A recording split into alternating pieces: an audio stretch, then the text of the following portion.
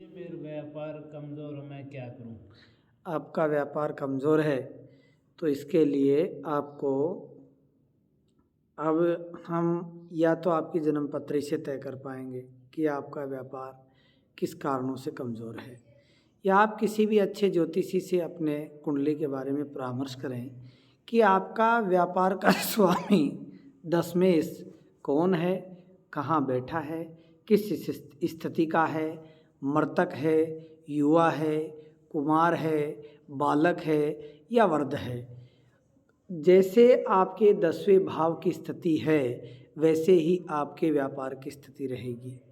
इसलिए हमारा मानना है कि आप यदि व्यापार से संबंधित शास्त्र सम्मत उचित यदि कोई राय लेना चाहते हैं तो अच्छे ज्योतिषी से आपको मिलना चाहिए और ज्योतिषी से मिलकर के अपने व्यापार के बारे में जानकारी प्राप्त करनी चाहिए। इसीलिए आप जो हैं अच्छे ज्योतिषी से मिलकर के अपनी जन्म कुंडली दिखाएं और जो व्यापार की स्थिति परिस्थिति है उसके अनुसार व्यापार के स्वामी दशमेश की जो स्थिति है वैसा आपका व्यापार रहेगा। आपने बताया कि हमारे व्यापार में समस्याएं रहती हैं, तो हम क्या करें?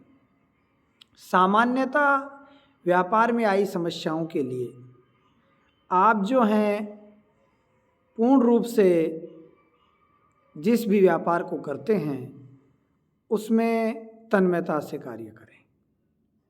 व्यापार फैल होने के कई कारण हैं। नंबर एक तो उस विषय में आपका मन नहीं लगता हो, केवल मजबूरी बन गई हो, तो जहाँ आपका मन नहीं लगेगा वहाँ आपको सफलताएं नहीं मिलेंगी। नंबर 2, उस कार्य को आप कितनी लगनता से, तन्मयता से और कितने भाव से करते हैं, ये उस कार्य की सिद्धि और व्यापार की सिद्धि प्रदर्शित करती है। तो आपको अपने व्यापार में पूर्णता मन लगा करके चलना चाहिए और पूर्णता उसमें, यदि उसमें मन नहीं लगता है तो आपको व्यापार बदल देना चाहिए। व्यर्थ समय बिताना और व्यर्थ भ्रमित रहना ये आपके लिए कदाचित उचित नहीं है। या तो आप व्यापार बदलें या फिर अपने मन को स्थिर करें, तभी आप व्यापार में सफल होंगे। अब व्यापार में आए कारणों के लिए आप जो हैं अपने इष्ट देव को, अपने कुलदेव को विशेषकर पूजें, मानें और उनको मान करके उनका आशीर्वाद प्राप्त करते हुए आगे बढ़ें। दूसरा क्या है कि आप किस चीज़ का व्यापार कर रहे हो, वो कौन से ग्रह के अकॉर्डिंग आता है, वो ग्रह आपके लिए कितना पॉजिटिव है, कितना नेगेटिव है, आपके लिए वो क्या चाहता है, आप जो व्यापार कर रहे हो कितनी % उसमें फल आपको प्राप्त होता है ग्रह योग के कारण, तो उसको देख करके ही विचार किया जाना चाहिए। और मूलभूत यदि आप बातें पूछ रहे हो तो व्यापार के लिए हम आपको कुछ ऐसे शास्त्र सम्मत कुछ कार्य बताएंगे जिसके करने से व्यापार में वृद्धि होती है। नंबर 1, आपको माँ लक्ष्मी के श्री सूक्त का पाठ नित्य करना चाहिए और यदि आपके सामर्थ्यता हो तो आपको 11,000 श्री सूक्त के पाठ करवाने चाहिए। 11,000 श्री सूक्त के पाठ होते ही अपार माँ लक्ष्मी की कृपा होती है और धन में वृद्धि होती है और जीवन में सुख समृद्धि बढ़ती है। और जब धन आता है तो हमारा मन भी स्थिर होता है, धन आता है, हमारी आवश्यकताएं पूरी होती हैं तो हमारा कार्य करने में उत्साह होता है और मनोबल बढ़ता है। तो माँ लक्ष्मी की आराधना के लिए श्री सूक्त या कनकधारा का पाठ करें। दूसरा, जो आई हुई लक्ष्मी स्थिर हो इसके लिए कुबेर की साधना अवश्य करें, कुबेर के मंत्र की साधना अवश्य करें। यदि आप व्यापार कर रहे हैं तो उसमें श्री यंत्र की और कुबेर यंत्र की स्थापना करें। व्यापार वृद्धि यंत्र आता है, उसकी भी आप स्थापना कर सकते हैं। और व्यापार से संबंधित आप 20सा, 21सा, 25सा यंत्र या 15 का यंत्र बना करके भी रख सकते हैं। आप अपने व्यापार पर सिंदूर से यंत्र की स्थापना करवाएं और यंत्र में भाव रखते हुए उसको नित्य धूप दीप आदि से पूजित करें। श्री यंत्र को भी आप नित्य पूजित कर सकते हैं। कनकधारा और श्री सूक्त के माध्यम से आप नित्य कर्म कर सकते हैं।